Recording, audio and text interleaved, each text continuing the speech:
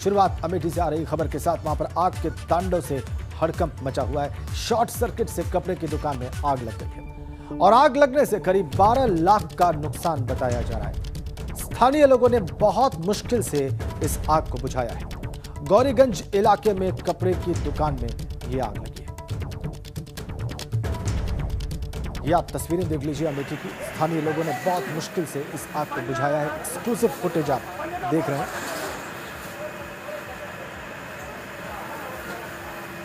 अमेठी की तस्वीरें, बहुत मुश्किल से लोकल लोगों ने, स्थानीय लोगों ने इस आग को बुझाया।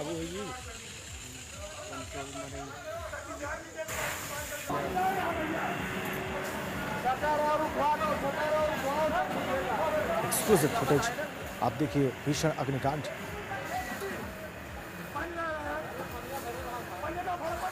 तस्वीरें एक्सक्लूसिव अमेठी से। लोकल लोगों ने, स्थानीय लोगों ने बहुत मुश्किल से इस भीषण आग को बुझाया है, काबू किया है।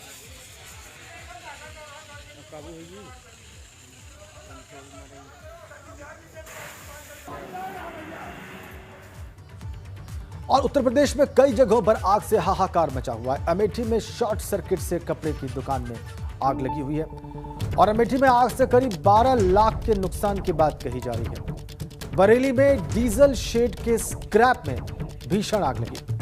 मथुरा में कपड़े के शोरूम में भीषण आग से हड़कंप मचा हुआ है और बहराइच में आग से 2 घर जल गए हैं और लाखों के नुकसान का अनुमान है।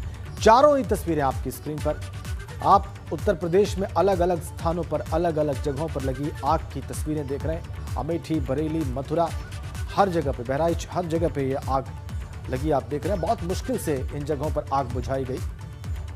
घर के भीतर, दुकान में, अलग अलग स्थानों पर यह आग लगी। रेलवे का भी लाखों रुपए का नुकसान हुआ। बरेली में डीजल शेड के स्क्रैप में लगी हुई आग से, मथुरा में भी कपड़े के शोरूम में भयंकर आग लगी। आग से 12 लाख के नुकसान की आशंका अमेठी में और बहराइच में घर के भीतर 2 घरों में आग लगी। और गर्मी अभी ठीक से आई भी नहीं, अभी गर्मी की ठीक से शुरुआत भी नहीं हुई कि उत्तराखंड में जंगल धधकने लगे हैं। कर्णप्रयाग से गैरसैंण के बीच जंगल धधक रहे हैं और इसका हमारे संवाददाता रवि केंतुरा ने जायजा लिया।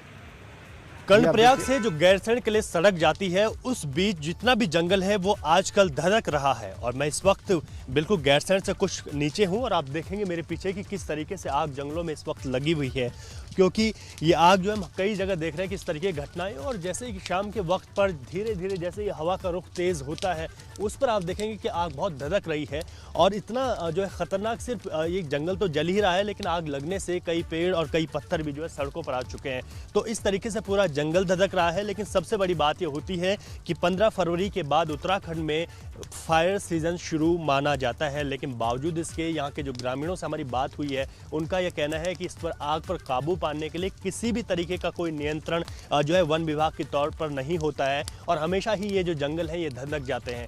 ये सिर्फ जंगल हमें धधकता हुआ नजर आ रहा हो, लेकिन बड़ी बात है कि जंगल के बीच बने हुए पक्षियों के घोंसले हो या फिर तमाम जो चारा पत्ती हो, सब जलकर राख हो जाती है। और ऐसे में जो घास है हम उसे भी देख रहे हैं कि वो भी जलकर राख हो रहे हैं। सड़कों पर ये पत्थर हैं, यहाँ पर जब गाड़ियाँ गुजरती हैं और हम लोग भी जहाँ पर इस वक्त खड़े हैं तो काफ़ी रिस्की है कि लगातार जो पत्थर है ये आग लगने से जो है ठीक नीचे यूँ धधकते रहते हैं। तो खासतौर पर वन विभाग को ये देखना चाहिए कि जिस तरीके से जंगलों में आग लग रही है, इस पर नियंत्रण करने के लिए पहले तमाम बातें होती हैं कि फायर सीजन शुरू होने से पहले जो है फायर लाइन्स हैं वो काट दी जाती हैं और जो है तमाम चीज़ें की जाती हैं। वन विभाग के कर्मियों की छुट्टियां रद्द हैं, लेकिन किस तरीके से लोगों को जागरूक किया जाता है, तमाम चीज़ें। लेकिन ये धधकती हुई आग दिखाती है कि किस तरीके से वन विभाग पूरी तरीके से नाकाम है और जंगल धधक रहे हैं। अपने सहयोगी क्रिस्टोफर लॉरेंस के साथ मैं रवि केंतुरा, कर्णप्रयाग। और पंचायत चुनाव को लेकर इस वक्त की बड़ी खबर हम आपको बता रहे हैं। 19 मार्च को चुनाव की तारीखों का ऐलान हो सकता है। 19 मार्च को अधिसूचना जारी हो सकती है। जिलों ने आरक्षण की आखिरी सूची भी जारी कर दी है। अंतिम सूची पर आपत्ति दर्ज कराने की आखिरी तारीख 8 मार्च है और 15 मार्च को आरक्षण सूची की फाइनल लिस्ट का प्रकाशन हो जाएगा। 19 मार्च वो तारीख है। हम आपको बड़ी खबर दे रहे हैं, बड़ा अपडेट दे रहे हैं। 19 मार्च को पंचायत चुनाव की तारीखों को लेकर घोषणा हो सकती है। अनुभव शुक्ला हमारे साथ हैं। अनुभव, बताइए क्या जानकारी मिल रही है आपको? इस वक्त एबीपी गंगा अपने दर्शकों को बड़ी जानकारी दे रहा है, खासतौर से पंचायत चुनाव को लेकर, क्योंकि ये बहुत बड़ा इलेक्शन है राजेंद्र। और 19 मार्च को जो है वो चुनाव की तारीखों का ऐलान हो सकता है। यानी राज्य निर्वाचन आयोग की तैयारी ये है कि 19 मार्च को ही इन चुनाव की तारीखों का ऐलान किया जाए और उसी दिन से अधिसूचना जो है वो उत्तर प्रदेश में लागू हो सकती है। इसके अलावा देखिए 2 और 3 मार्च को जो अंतिम सूची आरक्षण की जिलों को जारी करनी थी, ज्यादातर जिलों ने वो अंतिम सूची जारी कर दी है और अब 8 मार्च तक आपत्ति कोई दर्ज करा सकता है। 15 मार्च को उस आरक्षण की जो लिस्ट है उसका फाइनल प्रकाशन होगा और ये कहा जा रहा है कि 4 दिन बाद यानी 19 मार्च को तारीखों का ऐलान हो जाएगा, जिसका कि बहुत बेसब्री से इंतजार कर रहे थे लोग। खासतौर से हम इसलिए इसे कह रहे हैं क्योंकि ये बहुत बड़ा इलेक्शन है। 12 करोड़ 43 लाख से ज्यादा वोटर इन चुनाव में वोट डालेंगे और पोलिंग स्टेशन की अगर बात करें तो वो तकरीबन 2,02,000 के आसपास है। तो एक बहुत बड़ा चुनाव है। 2022 की विधानसभा चुनाव से इसे एक सेमीफाइनल के तौर पर देखा जा रहा है। जी, आरक्षण की सूची की फाइनल लिस्ट के प्रकाशन के संबंध में क्या जानकारी है आपके पास, अनुभव? देखिए, आरक्षण के लिए की सूची की अगर बात करें तो सबसे पहले जो जिला पंचायत अध्यक्ष थे, ब्लॉक प्रमुख थे, उनका तो प्रदेश स्तर पर आरक्षण की लिस्ट जारी होती है और वो कर दी गई थी। इसके बाद जो जिलों में चाहे वो ग्राम प्रधान का जो पद है, ग्राम पंचायत के जो सदस्य और बीडीसी, इन 3 पदों की जो लिस्ट आरक्षण की जारी हुई थी वो जिलों पर जारी हो रही थी और उनके लिए 2 और 3 की तारीख तय की गई थी, 3 मार्च। और ज्यादातर जिलों ने उसे कहते हैं अंतिम सूची, यानी कि उस सूची के जारी होने के बाद भी अगर किसी को उस पर कोई आपत्ति है तो 8 मार्च तक अपनी आपत्ति दर्ज करा सकता है। प्रशासन उसकी आपत्ति को देखेगा कि उसकी आपत्ति में कितना दम है और अगर बदलाव करने की गुंजाइश होगी तो उसमें उस आरक्षण की अंतिम सूची में भी बदलाव होगा। लेकिन फाइनल जो लिस्ट है वो 15 मार्च को जारी हो जाएगी और इसीलिए कहा जा रहा है कि 19 मार्च को तारीखों का ऐलान हो सकता है पंचायत चुनाव की। बहुत महत्वपूर्ण जानकारियों के लिए बहुत बहुत धन्यवाद आपका, अनुभव शुक्ला। 19 मार्च को तारीखों का ऐलान कर सकता है राज्य चुनाव आयोग और अंतिम सूची जारी कर दी गई है। 8 मार्च को इस पर आपत्ति 8 मार्च तक की जा सकती है और फिर 15 मार्च को अंतिम आरक्षण सूची भी जारी कर दी जाएगी। 19 मार्च को पंचायत चुनाव का ऐलान हो सकता है। बड़ी खबर लखीमपुर खीरी से, दीवार गिरने से 2 बच्चों की मौत की खबर आ रही है। खेलते वक्त बच्चों पर यह दीवार गिरी थी। धौरहरा थाना इलाके के कलुआपुर गांव की घटना है। बेहद अफसोसनाक यह खबर। खेलते वक्त बच्चों पर दीवार गिरी। धौरहरा थाना इलाके के कलुआपुर गांव में यह दुर्घटना हुई। 2 बच्चों की मौत की खबर आ रही है दीवार गिरने से। लखीमपुर खीरी से यह खबर। खेलते वक्त बच्चों पर दीवार गिरी, 2 बच्चों की अफसोसनाक मौत की खबर धौरहरा थाना इलाके के कलुआपुर गांव से।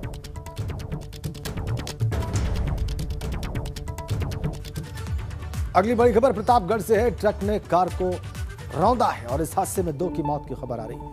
8 घायल बताए जा रहे हैं। घायलों को गंभीर हालत में प्रयागराज भेजा गया है। इनमें 2 बच्चे भी शामिल हैं। इन घायलों को गंभीर हालत में प्रयागराज भेजा गया है। ट्रक और कार की आमने सामने की टक्कर, ट्रक ने कार को रौंद डाला। और प्रयागराज में यूपीएसटीएफ और बदमाशों के बीच मुठभेड़ की खबर है। एनकाउंटर में मुन्ना बजरंगी गैंग के 2 शार्प शूटर ढेर हो गए। भदोही का खूंखार बदमाश वकील पांडे मारा गया है। शातिर बदमाश अमजद भी इस मुठभेड़ में ढेर हुआ है। 2013 में वाराणसी जेल के डिप्टी जेलर की हत्या की थी इन लोगों ने। फिर से एक जेलर को निशाना बनाने की फिराक में थे।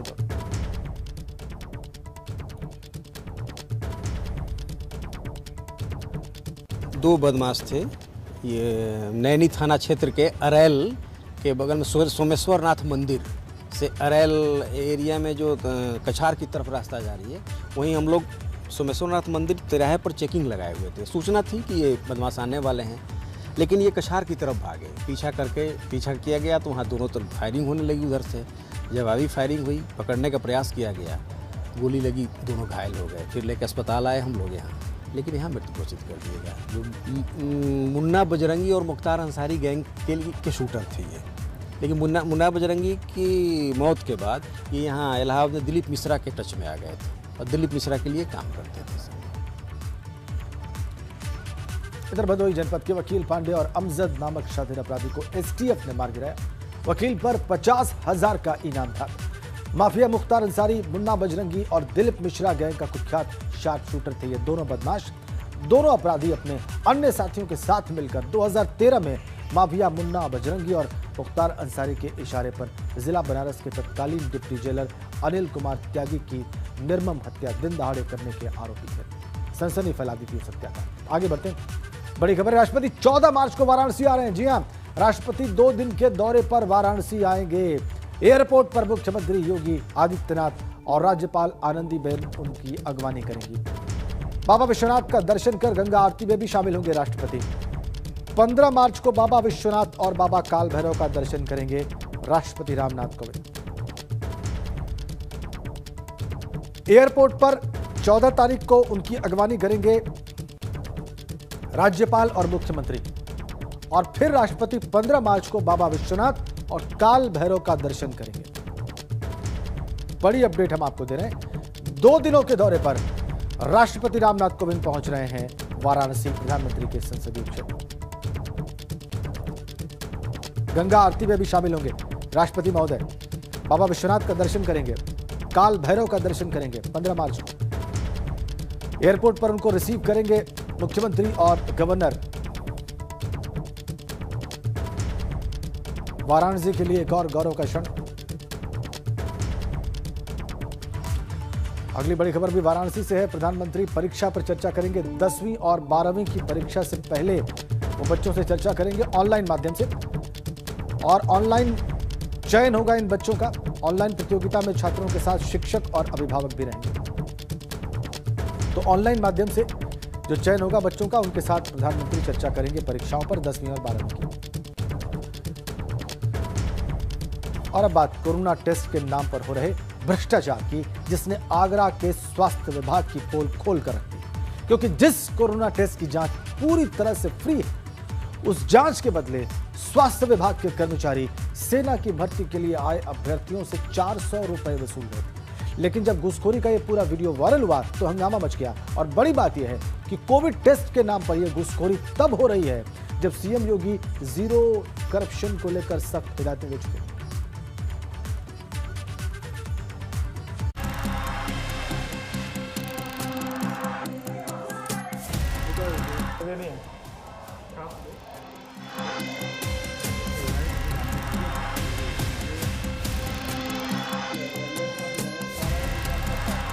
ये आगरा का स्वास्थ्य महकमा है, जहां पर हर बात घूसखोरी से शुरू होती है और हर बात घूसखोरी से खत्म होती है। यहाँ के स्वास्थ्य अधिकारी घूसखोरी को तिलक की तरह लगाते हैं, बिछौने की तरह बिछाते हैं, उठते बैठते सोते जागते सिर्फ घूस और घूस ही करते हैं।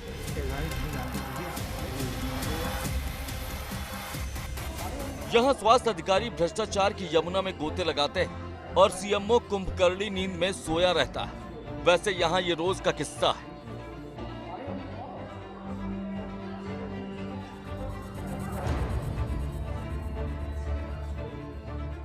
लेकिन ताजा मामला सैनिक भर्ती से जुड़ा हुआ है। दरअसल आगरा के आनंद इंजीनियरिंग कॉलेज में सेना भर्ती चल रही है।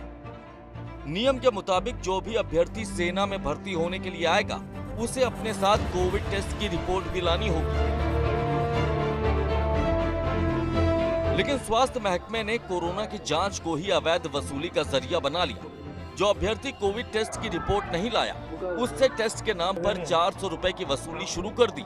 वहीं कोविड टेस्ट के नाम पर भ्रष्टाचार का ये खेल तब सामने आया जब आगरा के शमशाबाद सामुदायिक स्वास्थ्य केंद्र में तैनात स्वास्थ्य कर्मी कोरोना की जांच रिपोर्ट बनाने के नाम पर 400 रुपए लेता हुआ कैमरे में कैद हो गया।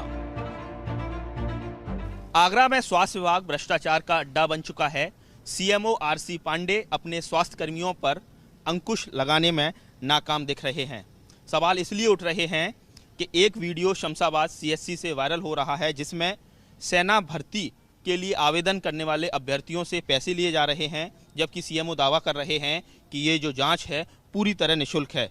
इसके साथ ही 2 दिन पहले भी आगरा में जिला अस्पताल में जो कोविड जांच केंद्र बनाया गया है, वहां बड़े स्तर पर अभ्यर्थियों ने हंगामा काटा, क्योंकि उनका सीधा आरोप था कि उनसे 300 रुपए वसूले जा रहे हैं। साईं की तकिया चौराहे पर उन्होंने जाम लगा दिया और जिस काउंटर पर जांच हो रही थी उसके शीशे तोड़ डाले। आगरा में स्वास्थ्य कर्मियों की अवैध वसूली की ये कोई पहली घटना नहीं। इससे पहले 1 मार्च को भी आगरा के जिला अस्पताल में कोविड जांच केंद्र पर वसूली करने को लेकर अभ्यर्थियों ने जमकर हंगामा काटा था और अभ्यर्थियों का गुस्सा इतना ज्यादा बढ़ गया था कि बात तोड़ फोड़ तक पहुंच गई थी। तब अभ्यर्थियों ने 300 रुपए रिश्वत लेने का आरोप लगाया था।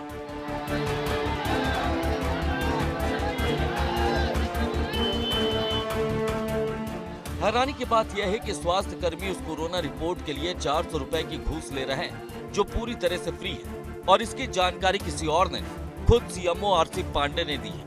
नहीं, बिल्कुल ये सारा निःशुल्क है और अगर इस तरह की कोई यहाँ पर शिकायत मुझे मिल रही है या कोई भी अभ्यर्थी शिकायत करेगा तो उसके खिलाफ कार्रवाई की जाएगी, जहाँ से भी ये कार्यक्रम किया जा रहा है। और शमशाबाद की बात जहाँ तक है, मैं इसकी अभी जांच कराता हूँ और पता करता हूँ।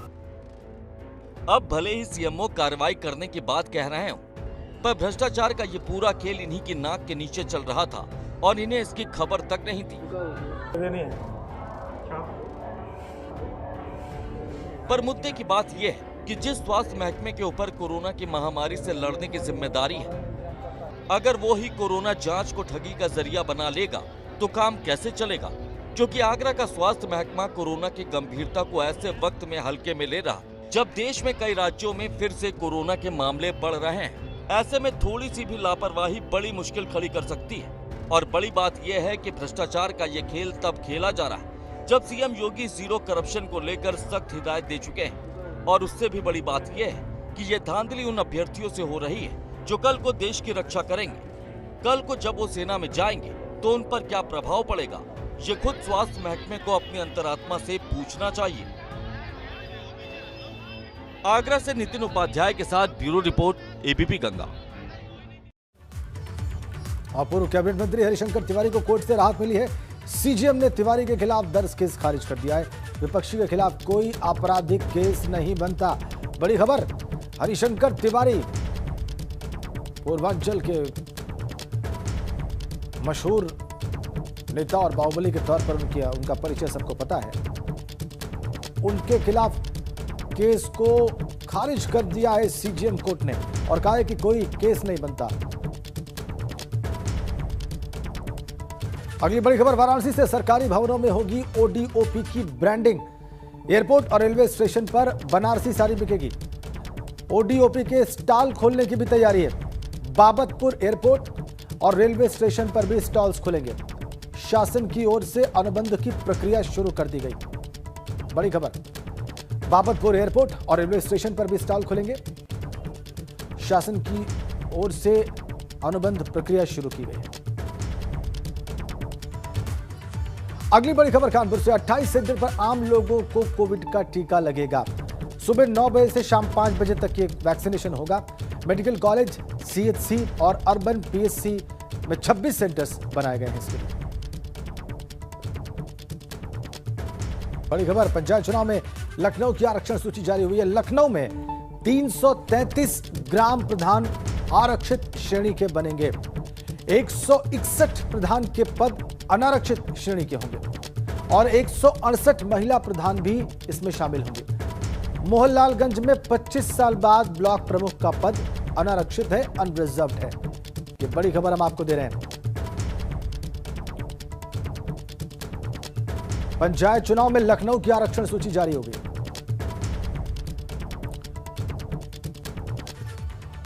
अगली बड़ी खबर लखनऊ से है। पूर्व एमएलए से 50 लाख तक की वसूली होगी। लोकायुक्त ने वसूली को मंजूरी दे दी है। सैदपुर पूर्व एमएलए दीनानाथ से 50 लाख की वसूली की सिफारिश की गई है। लोकायुक्त ने अपने 2018 के वार्षिक प्रतिवेदन की सिफारिश की है।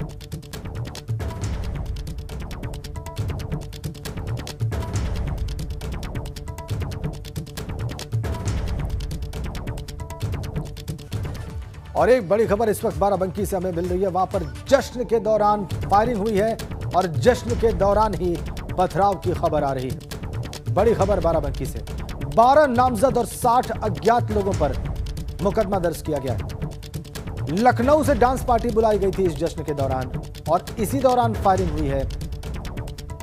मामला जैतपुर थाना इलाके का है। जश्न के दौरान फायरिंग और पथराव की खबर बाराबंकी से। 12 लोग नामजद, 60 अज्ञात लोगों पर मुकदमा दर्ज।